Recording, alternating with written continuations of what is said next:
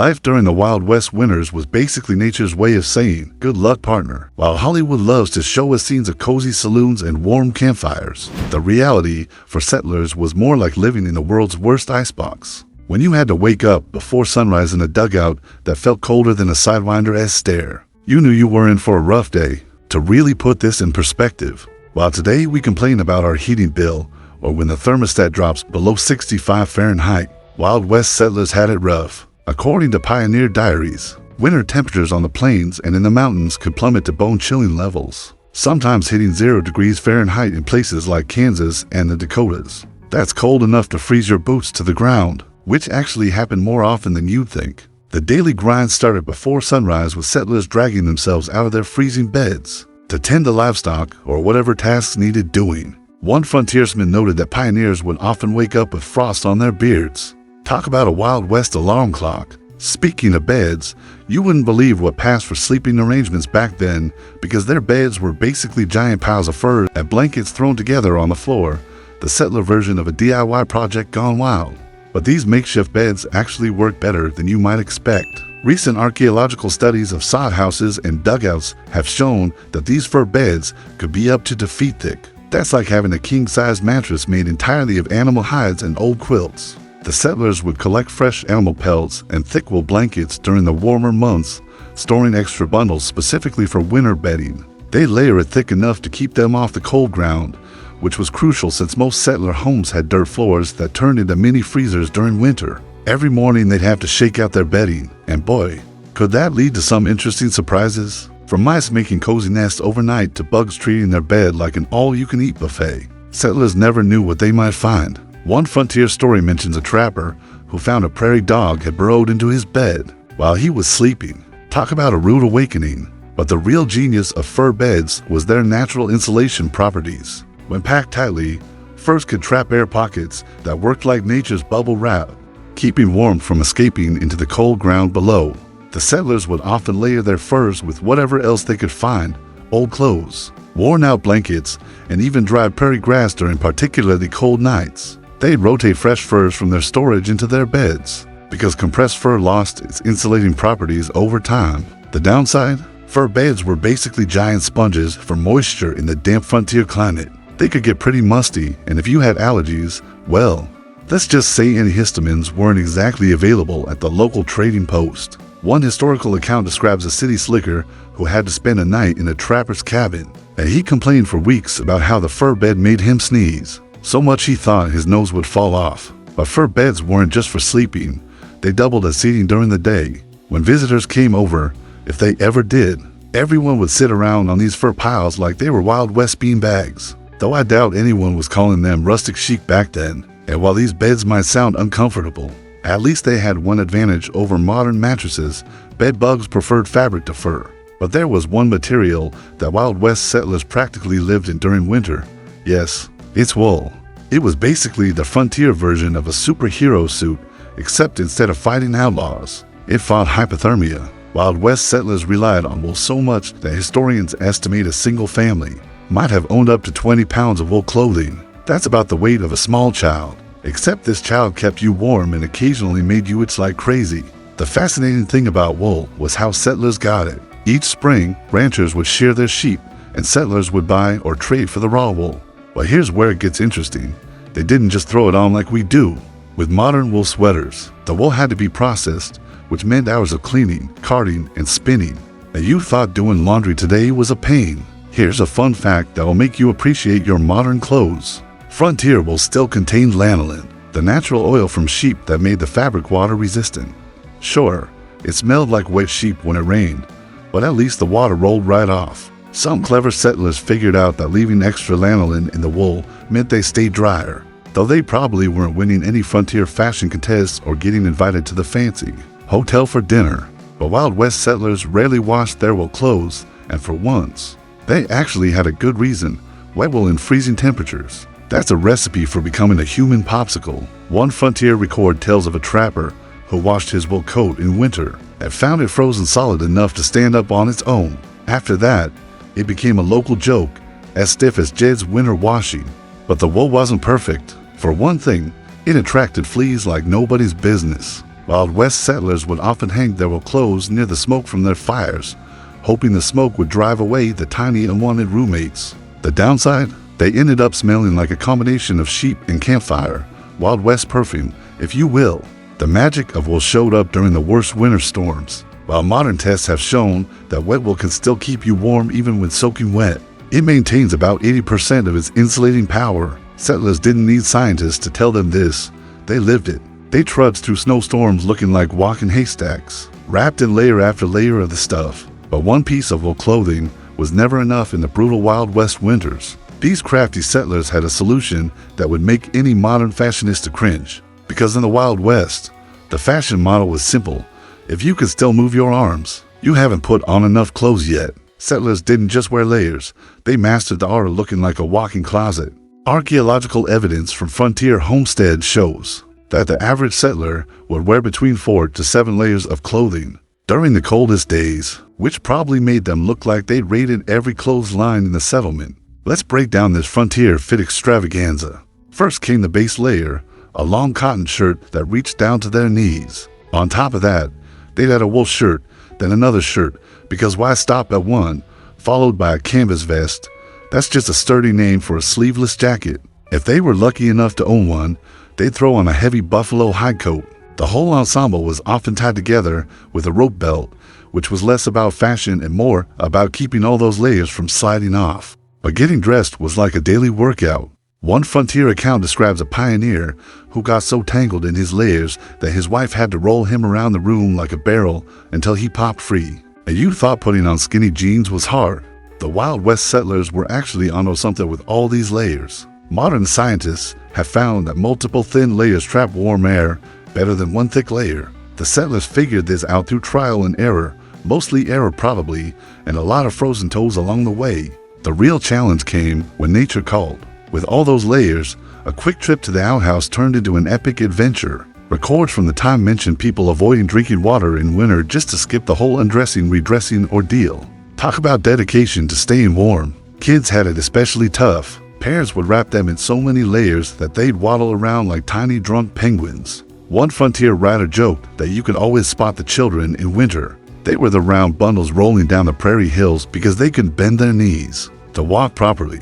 Even with all these layers, settlers still needed something else to keep warm. That's where the most important feature of any Wild West home came in. A feature that could either save your life or fill your lungs with smoke, a fireplace. If you could even call it that. Really, it was just a fire pit in the middle of the room with smoke going wherever it pleased. Frontier builders hadn't quite figured out the whole chimney thing yet, which meant most homes had a lovely ambience of constantly smoked meat, including the people inside. Archaeological digs have revealed something interesting, and that is the average sod house or dugout had a fire pit about 3 feet in diameter, surrounded by stones. But only about 15% of the heat actually stayed in the room.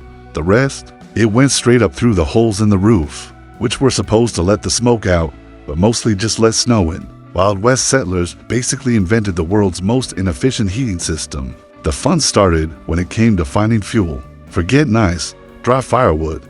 That was for the rich folks. Settlers burned whatever they could get their hands on. Old furniture in the fire. Last year's broken tools. Perfect fuel. Your neighbor's fence that mysteriously disappeared overnight.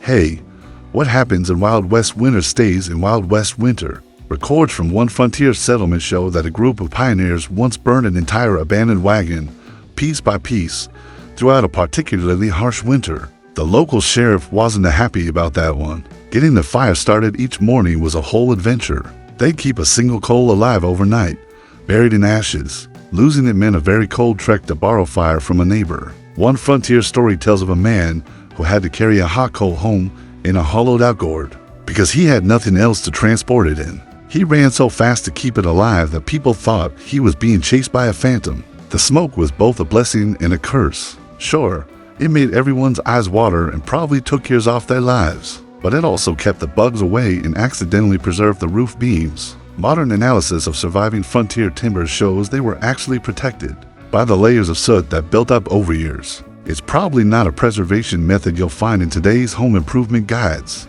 Each family had their own tricks for managing the fire. Some would sleep in shifts to keep it going through the night. Others developed elaborate systems of banking the coals just right. Many believe that if you whispered to the fire while adding fuel, it would burn better, though that might have just been the smoke making them a bit loopy after a long day of trying not to freeze or suffocate from smoke. Wild West settlers needed something to warm their insides too, their dinner menu. Frontier winter meals were like playing a really weird version of what's in the pot. Research shows that the average settler family had about 7 to 8 basic ingredients they used all winter long, and most of them were root vegetables that looked like they'd been grown in a prospector's mine. Turnips, potatoes, and something called prairie onions, which honestly sounds more like a frontier ailment than a vegetable, were the stars of the show. The cooking process was pretty much the same every day. Throw everything into a pot, add water, and pray it turns into something edible. This pot would hang over the fire all day long, with family members tossing in whatever they could find. Historians have found records of some truly creative additions: tree bark for fiber, small stones for minerals, and even leather for protein. One frontier record mentions a family who got so desperate they tried cooking their wooden spoon, claiming it added flavor. But these settlers were surprisingly clever with their winter food storage. They preserved everything they could during summer and fall. Vegetables were packed in sand or stored in cool, dark root cellars. Meat, when they could get it, was heavily salted or smoked. Some families became so good at food preservation that their neighbors would offer to trade for their expertise. 3 potatoes for your secret meat smoking technique was apparently a real bargain back then. But it's also interesting how they used wild herbs and plants. Wild West settlers were like walking encyclopedias of edible plants. They knew exactly which winter herbs could make their stews taste better, or at least mask the taste of that 3-day-old mystery meat. One popular herb was something called poor man's pepper, a plant that grew wild and could make even a boot taste decent if used enough of it. But the winner of winter cooking were the herbs they dried during summer. Every house had bundles hanging from the rafters, making the place look like a frontier apothecary. These weren't just for flavor, many had medicinal properties that helped fight off winter illnesses. Though given how much smoke they were breathing in from their fires, they probably needed all the medicinal help they could get. At night, families would gather around their perpetual pot, sharing the day's gossip and trying not to think about what might be floating in their dinner. But they weren't alone in their cozy homes. They had some unexpected roommates keeping them warm, because studies of settler house layouts show that up to 30% of living space was shared with animals during winter. That's right, chickens, pigs, sheep, and even cows became temporary indoor roommates when temperatures dropped. These animal arrangements weren't random. Each creature had its own special heating properties. Cows, for example, could generate as much heat as a small fireplace, around 5,000 BTUs per hour. Wild West settlers didn't know what BTUs were, but they knew that sleeping near Bessie the cow meant waking up with all their toes still attached. Pigs were like portable heaters, chickens were feathered foot warmers, and sheep were basically walking blankets. Of course, this setup came with some interesting challenges. You haven't experienced true chaos until you've tried eating dinner with a curious pig, trying to stick its snout in your bowl. Archaeological evidence shows that many settler homes had low barriers built to keep animals in certain areas, though based on historical accounts, these barriers were more like polite suggestions that the animals completely ignored. The nighttime symphony was something special too. Between the cows mooing, the pigs snoring, and the chickens' random midnight announcements, Wild West settlers probably invented sleeping through noise out of pure necessity. One funny account from a traveling prospector describes staying at a pioneer's house and being convinced the rooster had a personal grudge against him. It kept crowing directly in his ear every time he dozed off. But these animal roommates served multiple purposes besides being living heaters. They provided an early warning system against thieves trying to sneak past a paranoid goose, and their breath helped keep the room humid, which actually made it feel warmer. Scientists have confirmed that a properly humid room feels 3 to 4 degrees warmer than a dry one. Those Wild West settlers might not have known the science, but they knew it worked. Some settlers even developed specific housing rules for their animals. Chickens might get the window spots to catch the first light and wake everyone up, while larger animals stayed near the back wall where their body heat could reflect off the sod. It was like a frontier version of a homeowners association, just with more manure to deal with. As clever as these indoor arrangements were, settlers still needed to protect themselves from the brutal winter weather. When they ventured outside, their solution: they turned their homes into mini fortresses against the cold using some pretty creative building techniques, because they took their typical frontier house, cut it in half, and buried the bottom part underground. This clever design provided extra insulation, keeping the cold at bay while they huddled inside. Archaeological digs have uncovered evidence that nearly 40% of settler homes in the plains and mountain regions were partially submerged in the earth. These weren't exactly luxury basement apartments, but they were onto something incredibly smart.